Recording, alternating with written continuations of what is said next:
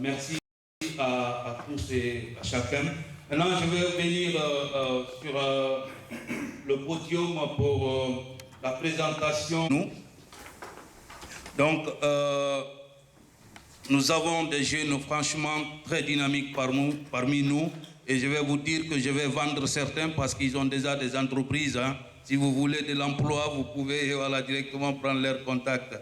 Donc, nous avons notre secrétaire fédéral dynamique, réfléchi, un homme qu'il faut vraiment à la place qu'il faut.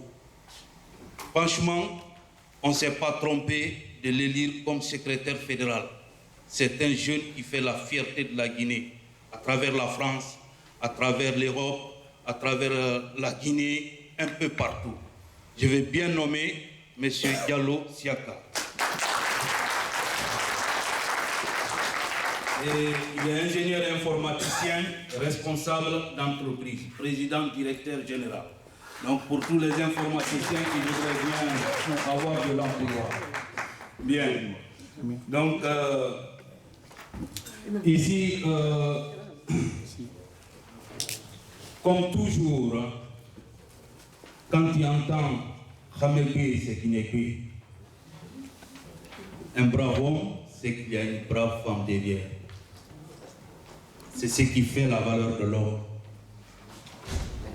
Et vous me comprendrez bien, je vais vous présenter notre maman nationale, la fondatrice de Asnavi, l'association Nature et Vie. C'est cette association qui a changé la physionomie de la capitale Conakry. À travers tous les carrefours de Conakry, partout où vous verrez que c'est bien, c'est beau, c'est joli, c'est embelli, c'est grâce à elle, grâce à son association, grâce à son ONG. Puisqu'elle nous aime, et elle veut accompagner son mari dans le bon sens, de faire arriver le pays à un lendemain meilleur, elle s'est engagée dans l'humanitaire. L'humanitaire parce qu'elle nous aime, nous jeunes, nous femmes, nous Guinéens. Je vais bien vous présenter la maman nationale Nahadja Fanta Pondé.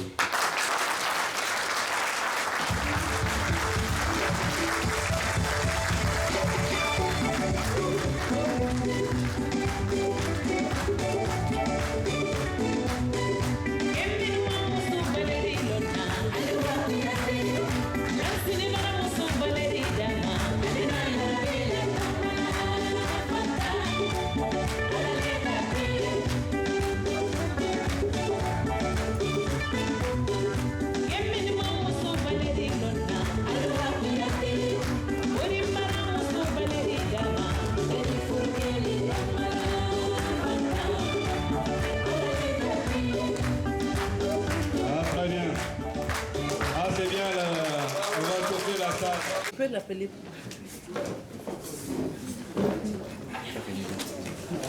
Bien avant de continuer, hein, donc voilà, entre parenthèses, je vais vous présenter peut-être une artiste guinéenne que vous connaissez et qui a vraiment fait la fierté aussi de la jeunesse guinéenne. Parce que quand on parle de la jeunesse, il faut aussi parler de ceux qui ont créé l'emploi pour eux-mêmes, ceux qui ont créé voilà, leur propre entreprise. Et cette entreprise-là, ces entreprises passent par forcément l'art. L'art, il faut vraiment que nous soyons des vrais artistes parce qu'on l'incarne. Il s'agit de Madame Kouyaté Adama. Bien.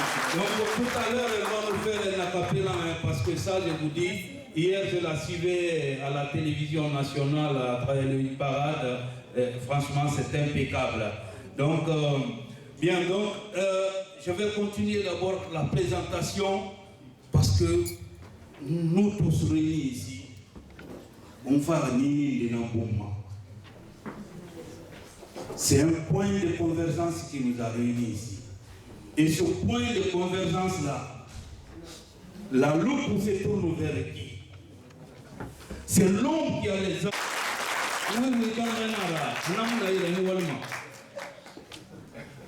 c'est celui qui a pris l'engagement de bâtir une société guinéenne dans laquelle chacun de nous peut se sentir heureux et fier. C'est celui qu'il nous faut pour sortir la Guinée du cercle vicieux de la pauvreté.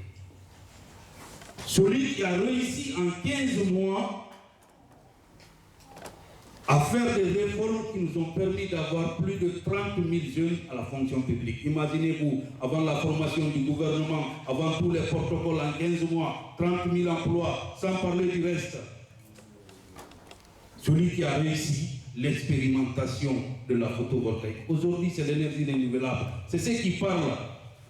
Film d'Angomangwani, terre coupée, non, ça passe par l'énergie renouvelable. Je vais bien nommer l'initiateur de la Banque d'investissement et de développement africain à la CEDEAO là-bas. Celui qui a créé la deuxième zone monétaire, ZMAO que l'on connaît. Il s'agit bien de son excellence et Lansana.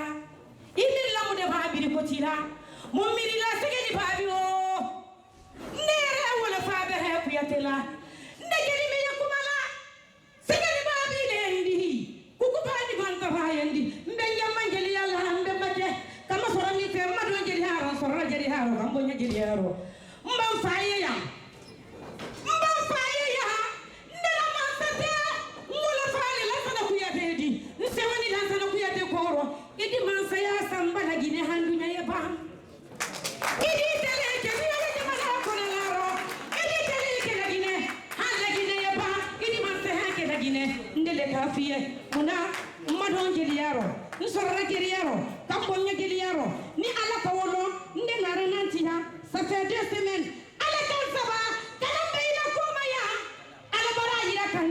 Kidi keman sabi na gine. Sega di wabio ikidiri. Ngani ni kama sigalo fa. Isa ko de masayala ha ko madibela. Madame Kouyaté. Fudi muso fani yara fudi kele nyagalen ni. Sega ni babi bolo. Imir la mu de babi godira.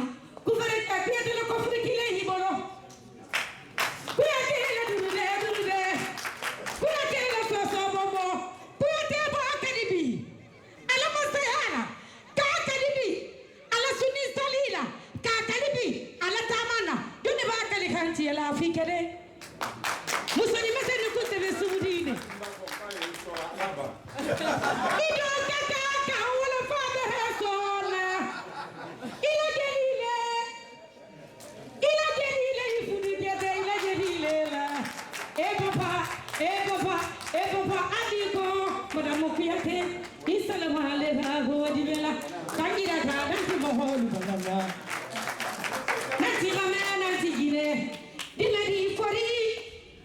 Safa fodeta nyasaran nanyiki konombara geri fari mbara fanat mbara sona tukui nyiki nandere na tukui siliva mana yo fatibu takarara me nanan songa panna nantiki mbele ga firinga ngabi hanati ya mambara na ura nana bada na iladi yamma kakara bana afana wadi yamma Dinanna, Mamadi Beteradi danna, Juguna Radi danna, Petit Kanja Taranantiriki. Mbela Tirina Meyamabe, Ndela Preji, Fula Sinani, Jaturu Sinani le Seduba, Na Prezi Yemi, Fula Yamalore, Fula Tesilana, Iba me Fula la Conte Bomba de Marco, Mubaraka Rasisi.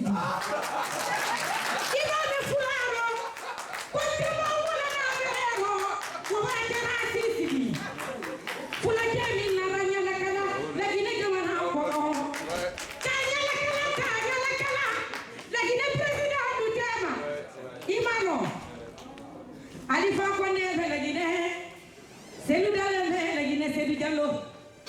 Fula kame nana, kisa ngalaye, kisa nabiye. Kwa yusuke ni sejadi le ko Kouyaté. Fula, ala ni sola si bali kola manko nyimala. Ala le narandi habi, konye nando, konye le jeli hakumaho. Selu lambi koi barika.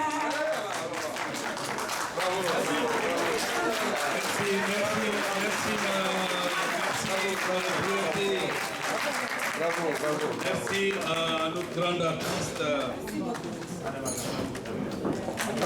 Donc, il n'y a pas photo.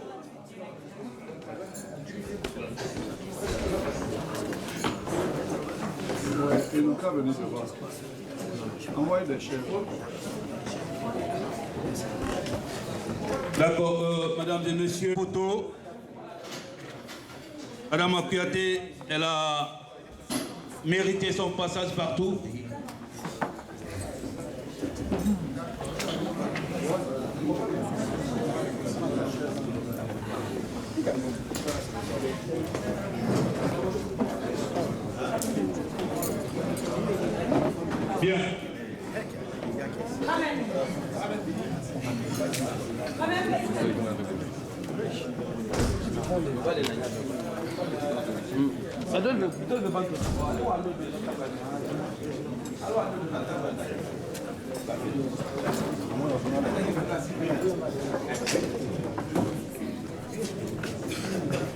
Bien.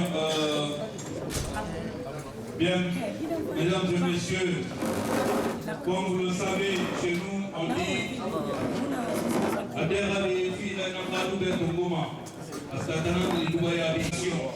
c'est ce qu'on connaît dans nos coutumes. Donc, on voudrait bien qu'on les accorde les places de devant et de leur bénédiction. Donc, les membres du bureau voudraient bien vous occuper. Donc, ils peuvent tous rentrer, ils vont tous avoir de la place. Dieu soit loué. On peut le dire dans d'autres langues aussi, c'est pas grave. Bien. Donc, prière de céder la place à nos sages afin qu'ils soient devant.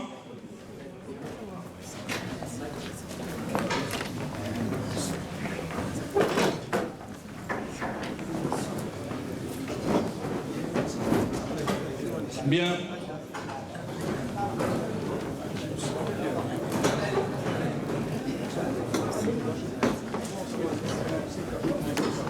La parole à notre grand conférencier aujourd'hui, le président du Parti de l'Espoir pour le développement national, son Excellence Elhaj Lansana Kouyaté. On aurait bien voulu encore que notre secrétaire fédéral intervienne, mais vu le temps qui nous est imparti, nous sommes confiants quant à la réussite de l'événement et aussi de son Excellence Elhaj Lansana Kouyaté à la magistrature suprême. Donc on va passer le micro à son Excellence Elhaj Lansana Kouyaté.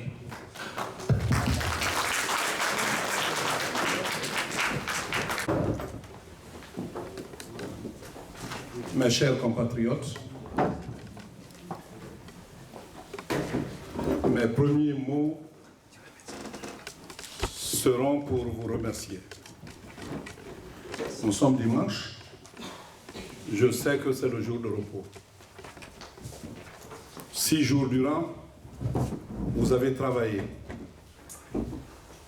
Sacrifié donc le jour de votre repos pour venir à cette rencontre m'honore et plus que m'honorer, ça me remplit de joie.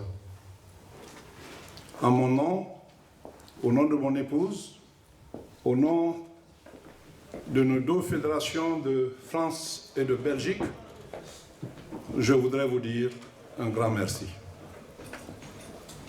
Je voudrais dire merci aux sages qui ont pris la peine de venir. Ils sont la boussole qui nous guide. Qu'ils acceptent de venir pour bénir, de par leur présence, notre union, et d'ailleurs, qu'ils acceptent après, avant qu'on termine de faire cette bénédiction, je crois que chacun de nous ira avec elle dans sa besace. Je voudrais remercier la coordination PDN du Mans qui a bien voulu faire le déplacement. Ils sont rentrés, s'ils sont là, qui se lèvent. Et aussi ceux d'Orléans, à vous tous et à vous toutes, je dis un grand merci.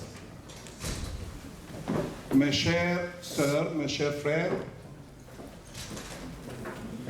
vous avez bien voulu choisir pour thème de cette rencontre quel avenir pour la jeunesse guinéenne.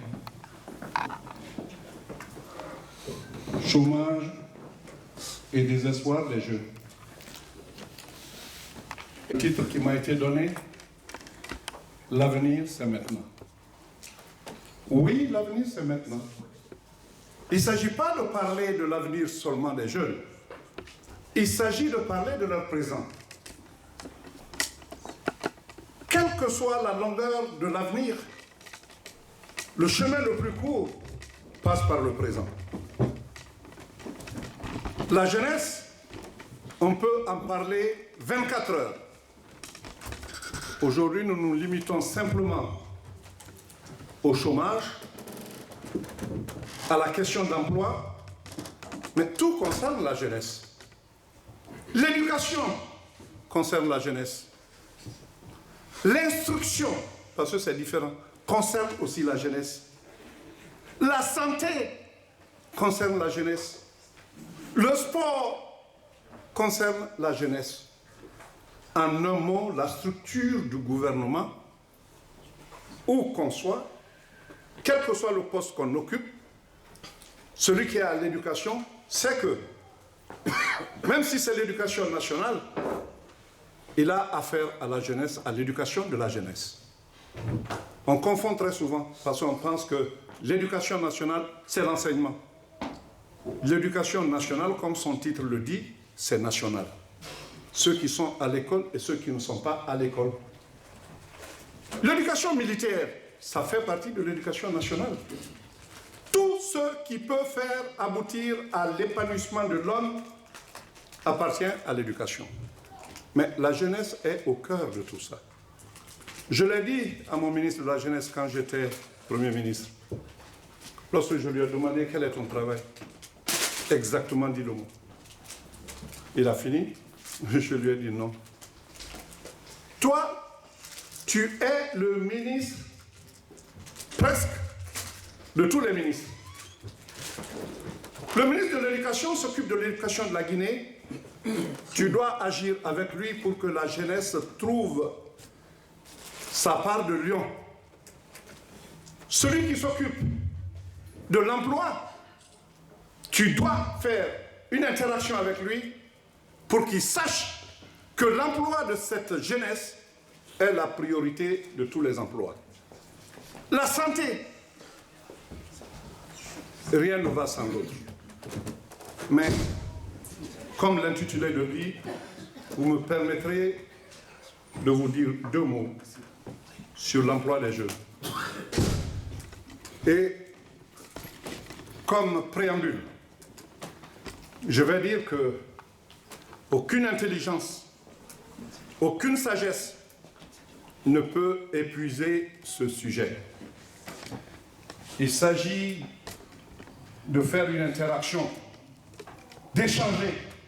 Chaque jour, on apprend un peu. La chose qui ne s'arrête pas, c'est justement l'apprentissage. On est tous des apprentis jusqu'à la fin de nos jours. Dans cette salle, il y en a qui peuvent parler de jeunesse, du chômage des jeunes, de l'emploi des jeunes, mais il y en a qui, plus que ça, le vivent. Vivre une chose et la voir de loin, ce n'est jamais pareil. À ce titre, je dis que ce que je vais exposer peut être à la limite de vos espérances. Mais ce qui complète cela, c'est comment vos frères et sœurs vivent en Guinée. C'est comment vous vivez ici. Parce que d'ici, de Nantes, de Paris, de Strasbourg, de Lyon, de Marseille, où que vous soyez ici en France, vous sentez les pesanteurs, les difficultés de la Guinée. Vous le savez, et je le sais aussi. Combien d'entre vous, croyant construire des maisons, envoient de l'argent pour qu'on leur construise une maison? Très souvent, on ne le fait pas. Si ils ne pourront pas vous le dire, ils vont photographier, ils vont vous envoyer les photos d'autres maisons et vous croyez que vous êtes en train de bâtir, alors que vous n'êtes pas en train de bâtir. Tout cela se résume à la misère. En parlant de la jeunesse, vous savez que moins de 15 ans, ceux qui ont moins de 15 ans représentent 42,2% de la population. Les moins de 15 ans. Je m'excuse, on va permettre aux sages qui viennent vraiment envoyer les chaises.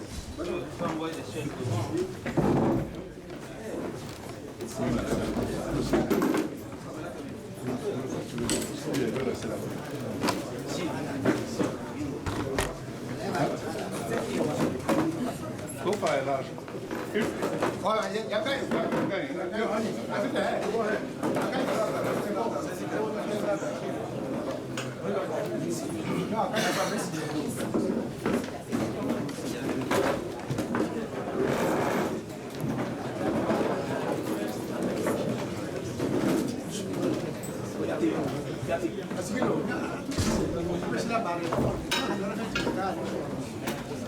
En Guinée représente 42,5% de la population. C'est beaucoup.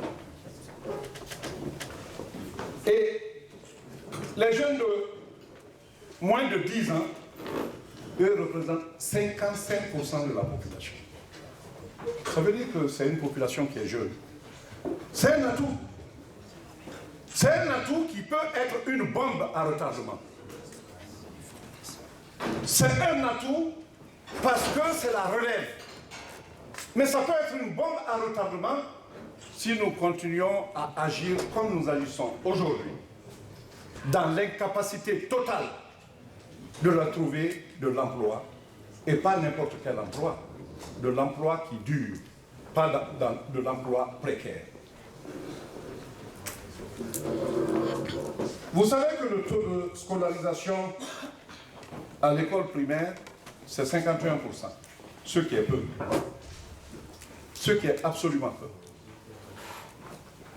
On doit le faire, on doit aller plus. Un pays voisin, la Côte d'Ivoire, vient de l'éducation, l'enseignement obligatoire. Et c'est suivi à la lettre. Tout commence par ça. Et je reviendrai tout de suite sur cela. Parlons du chômage. Le taux de chômage des moins de 25 ans, c'est 60%. C'est-à-dire les 60% des 42% connaissent un chômage total. Lorsqu'on monte à 35%, les moins de 35%, ils sont 72% au chômage en Guinée.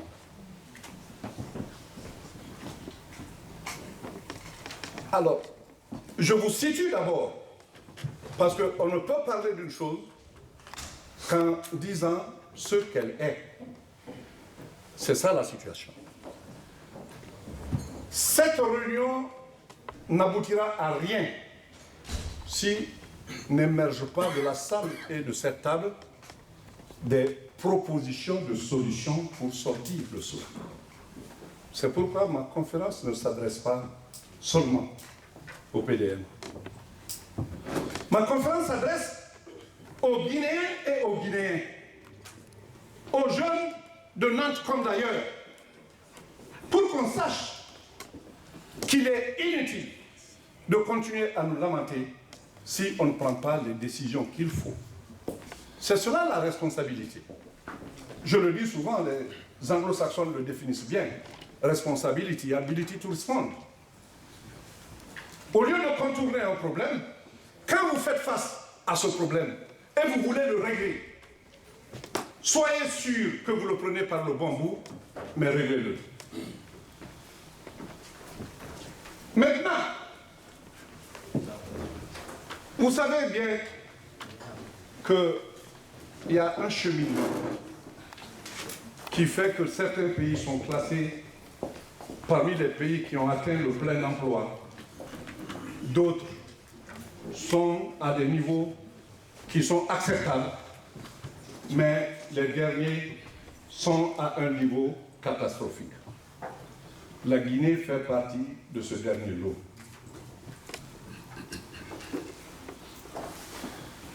Lorsque les jeunes n'ont pas de travail, il y a plusieurs types de conséquences.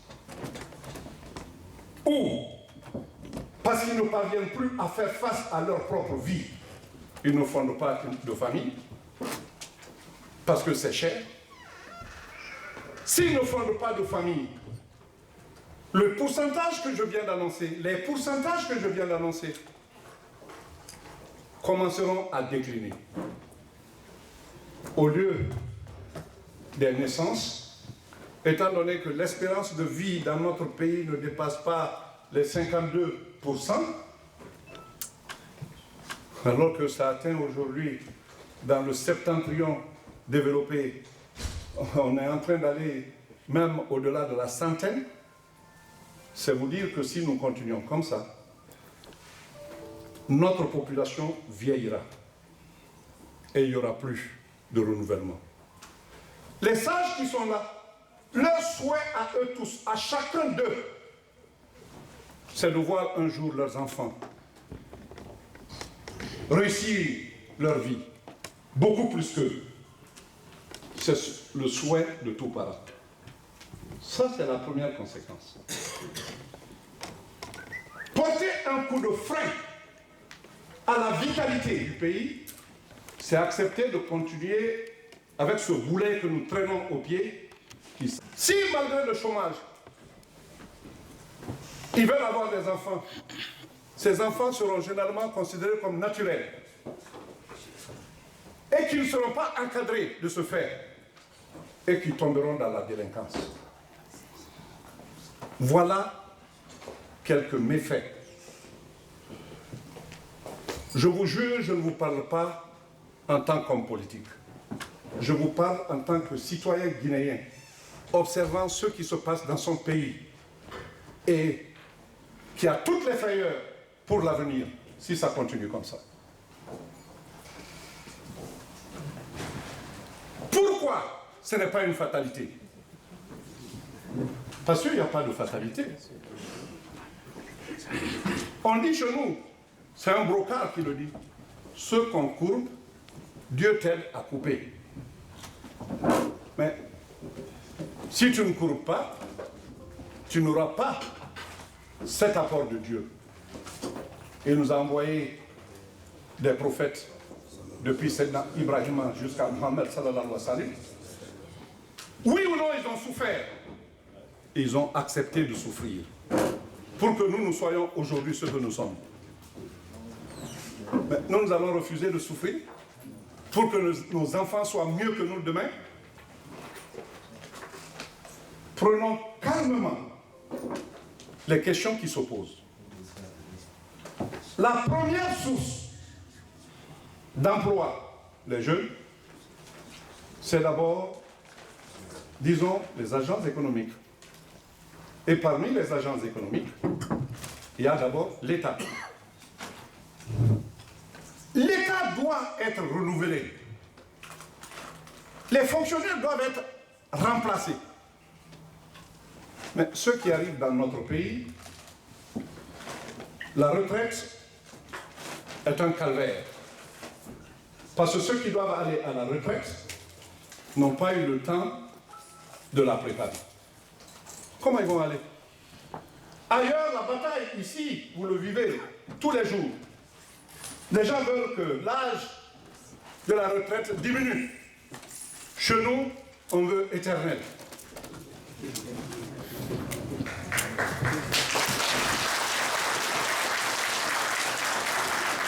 On veut éternel parce que quand tu es à la retraite, tu es abandonné à la rue. Tu ne sauras plus comment nourrir tes parents. Tu ne sauras plus comment nourrir ta famille. Parce que simplement, tu n'as pas eu le temps de préparer cette retraite-là. Et l'État non plus ne t'y aide pas. C'est la raison pour laquelle la fonction publique est bouchée. Elle est bouchée. Si nous remplissons cette salle et que personne ne veuille sortir, est-ce que de nouveaux entrants vont entrer? Il en est ainsi du travail. Si ceux qui sont dans la fonction publique, et aujourd'hui, à ma connaissance, on avoisine les 98 000 fonctionnaires, mais ce n'est qu'un chiffre normatif. Dans ces 90 000, vous avez des gens qui sont décédés, dont on continue à utiliser le salaire. Vous avez des fonctionnaires qui ont quitté, dont d'autres personnes continuent à percevoir leur salaire. Sans compter ceux qui refusent purement et simplement de quitter.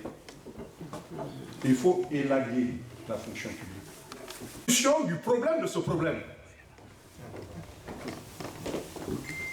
Ceux qui ne veulent pas aller à la retraite, c'est parce qu'il n'y a aucune cotisation qui est faite à la base pour garantir la sécurité sociale universelle. Nous vivons dans un pays de l'Occident. Tout le monde parle de sécurité sociale. Elle date de quand? De la fin de la Deuxième Guerre mondiale. Ce n'est pas si loin que ça. C'est parce que la pesanteur la lourdeur des dépenses pesait sur les familles, sur les individus. Que les gouvernements ont compris au sortir de la guerre qu'il faut que tout le monde cotise pour que n'importe quel citoyen, pourvu que tu aies un toit, soit couvert par la sécurité sociale. Mais je vous étonnerai en disant que vous entendez parler de caisse de sécurité sociale, les seuls qui sont couverts réellement, c'est les travailleurs du secteur privé. Quand j'étais Premier ministre, l'année 2007, on a fait tout juste un budget de 6 mois, parce que je ne concevais pas du tout qu'on puisse rester. L'Assemblée ne s'attendait même pas à ce qu'on présentât ce budget, mais j'ai présenté un budget pour 6 mois. Mais en 2008, on a accru les salaires nominaux d'abord, parce que les gens courent toujours après la cherté de vie, le marché, etc., l'inflation, etc. Si on court après la cherté de vie, il faut regarder aussi du côté des revenus. En fait, la Guinée, avec le taux calamiteux de notre monnaie, la Guinée est le pays d'Afrique de l'Ouest le moins cher. Quand vous prenez par le taux de change. Mais les Guinéens ont le revenu le plus bas. Quand vous avez un bas revenu, à côté d'un prix même moins cher, alors on sent la pesanteur de la cherté de la vie. C'est la raison pour laquelle nous avons augmenté les salaires en 2008 et en 2009, j'avais juré d'augmenter encore pour que au moins les travailleurs de la fonction publique, ça serait le salaire brut. L'augmentation qui venait en 2009 allait à la cotisation pour que le fonctionnaire ne soit plus traumatisé. Pour qu'on puisse se dégager. J'ai trouvé une situation particulière. Quand je suis arrivé, Djoulé a parlé, Bailo a parlé de 33 000 jeunes. C'était une question de justice. Je suis arrivé, j'ai trouvé que les gouvernements précédents avaient fait un concours. D'abord au niveau de la police. Et c'est au cours des conseils des ministres, les questions que je posais. Et alors, ils ont commencé? Non, ils n'ont pas commencé. Pourquoi? Parce que les classes ne sont pas là où on va les loger, ce n'est pas construit. Je dis, vous faites des concours et vous attendez après pour construire là où ils doivent aller. Est-ce que tout cela doit être préparé avant que le concours ne soit fait? Mais vous avez fait les concours et vous ne voulez pas déclarer les résultats. Je dis, ces résultats-là, vous allez les déclarer. On va les recruter. Ça mettra la pression sur l'habitat, sur tout ce que vous voulez, pour que là où ils doivent loger, ils aillent là-bas. Mais, à force de garder les résultats dans vos tiroirs, il y aura la magouille. Ceux que vous voulez éliminer, vous les éliminerez. Ceux qui sont admis n'iront pas. C'est pas de cette façon qu'on fait. Et c'est dans ce cadre qu'au moins 60% des 33 000 ont été recrutés.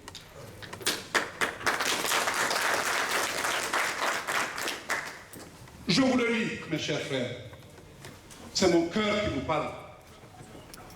Parce que je suis absolument certain qu'on n'inventera pas la roue. Pays émergent, faisons en sorte qu'on soit émergé. Vous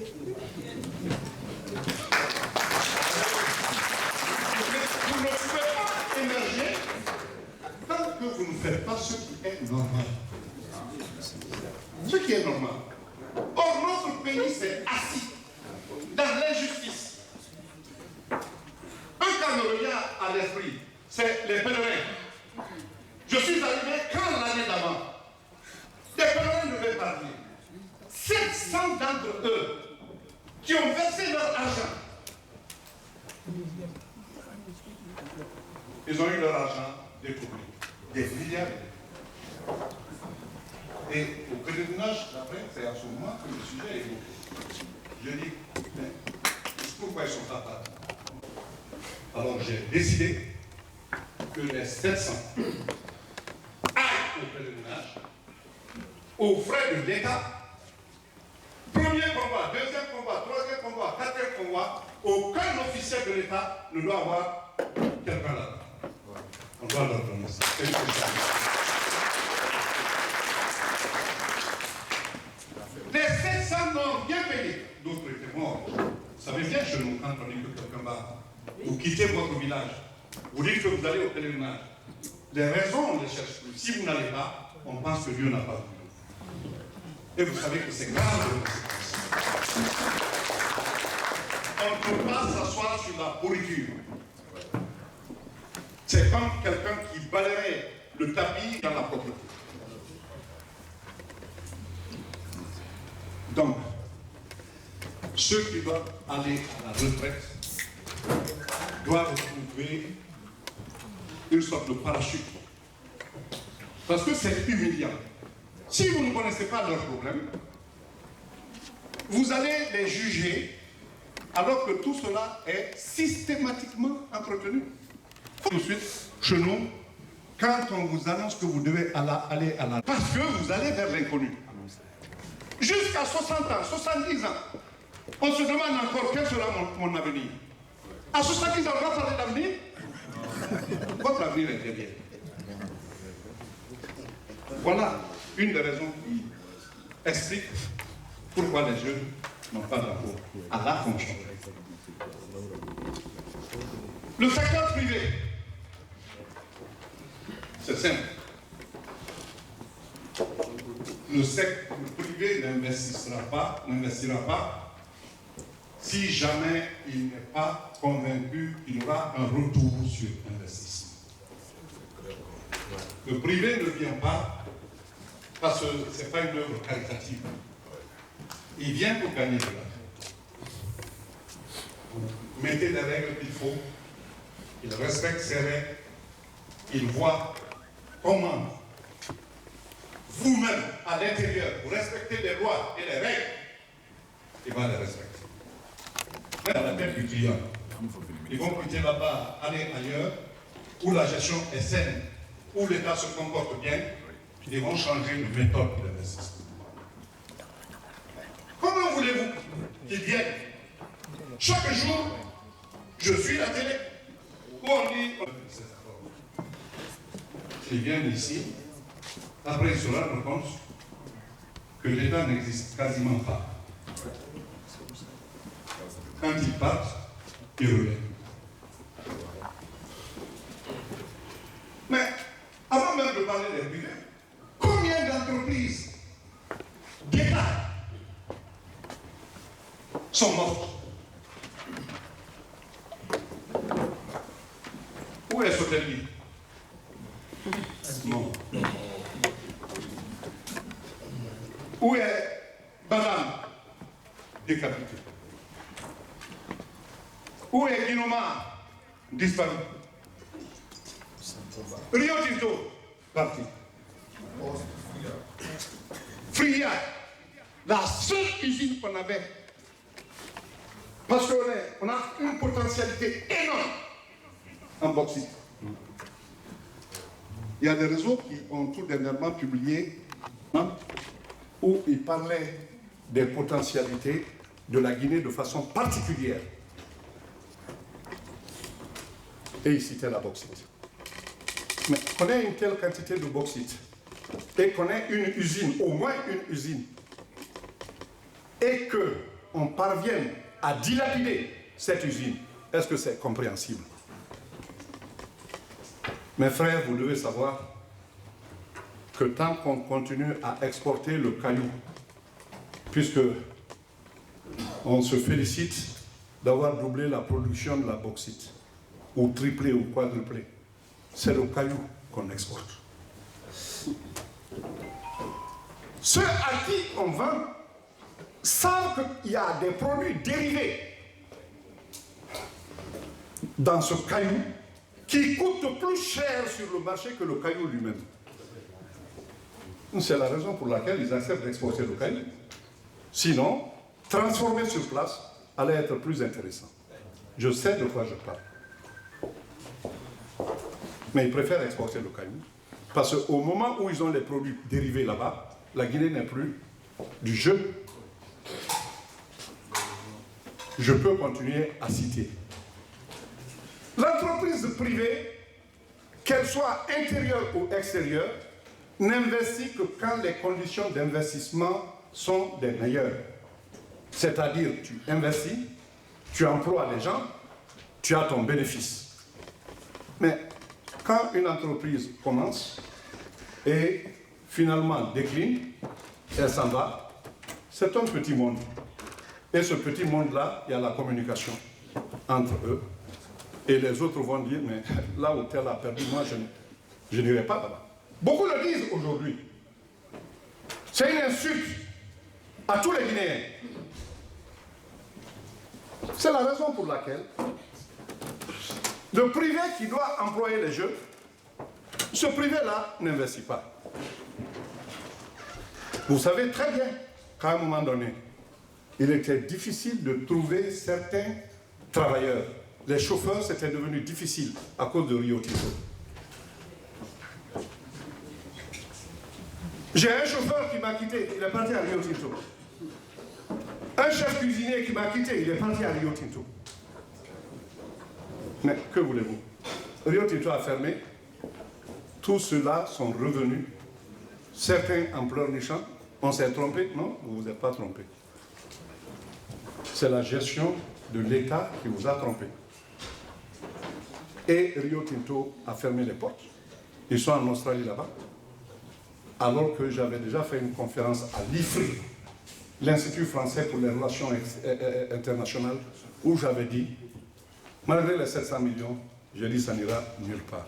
Et j'ai donné les raisons. Ce n'est pas la peine de reprendre ça ici aujourd'hui. Je ne suis pas venu pour invectiver, mais je suis venu pour véritablement vous faire savoir les problèmes qu'on a de mon point de vue. J'entendrai tout de suite vos points de vue. Mais là déjà, c'est un problème. Beaucoup d'entreprises auraient pu venir en Guinée aujourd'hui. Quand, partout où tu passes, ah, votre pays est riche. On le disait avec sérieux. Aujourd'hui, on le dit avec condescendance. Parce qu'on pense que malgré cette richesse, la pauvreté qu'il y a, il était mieux de ne pas avoir ces richesses. Voilà une des raisons. Mais je puis vous dire que aujourd'hui, les jeunes, ils sont réduits à quoi? Quand je me promène en Guinée, quand tu vas, les premières choses dont tu entends parler, c'est les grains. A-I-N. On m'a dit non, c'est G-R-I-N. Je dis, ça veut dire quoi? Tous les jeunes sont dans les grains. Ça aurait pu être une bonne chose si c'est un lieu de récréation après le travail. Mais ils vont le matin jusqu'au matin en buvant du thé et du café. C'est ce qu'on veut pour notre jeunesse. Pourtant, c'est ce qui se passe, mes chers frères. Que quelqu'un quitte le travail, c'est louable. Parce que tout travail nécessite une détente. Mais quand vous passez tout le temps à chauffer du thé, vous finirez par vous brûler vous-même. Et c'est ce qui est en train d'arriver à nous. Je crois que nos jeunes doivent pouvoir se dire que le travail est aussi une conquête. Il y a probablement des entrepreneurs parmi vous ici qui ont testé le marché guinéen. Vous ne pouvez pas aller emprunter à nos banques. Quand le taux d'intérêt dépasse les 25%, une fois c'est allé jusqu'à 30%, au moment où le taux interbancaire n'est même pas à 5%, comment voulez-vous que les gens empruntent? Or, ce qu'on ne sait pas, même quand vous êtes multimilliardaire, ne prenez jamais vos fonds à 100% pour créer une entreprise. Ce n'est pas une garantie de bonne gestion. Vous mettez une partie de vos fonds propres et une partie d'emprunt qui vous garantissent le sérieux que vous allez accorder à cela. Les banques donc sont inaccessibles. Les banques ne sont pas rentrées jusqu'ici dans le développement de la Guinée. Prenez même un simple petit exemple. Allez dans tous les pays, vous trouverez que les meilleurs bâtiments appartiennent au secteur bancaire. Allez en Guinée. C'est les bâtiments anciens qu'on leur donne. Ils rafistolent. Moi, je suis allé à une des banques que je connaissais avant. Maintenant, il n'y a même plus de place. Ils ont saucissonné. Ça ne fait même pas l'aspect d'une banque. Ça commence par ça d'abord. La responsabilité de l'État est de dire à ces banques, vous édifiez, parce que la banque, ce n'est pas seulement prêter, donner, recevoir de l'argent, mais c'est aussi participer à l'embellissement de la ville par les immeubles que les banques construisent.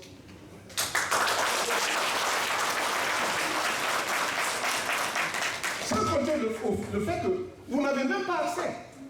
Mais comme je le dis, chaque fois que vous critiquez quelqu'un ou quelque chose, il faut savoir trouver les circonstances atténuantes. En Guinée, on a très mal commencé. On est mal rentré dans la finance. Parce que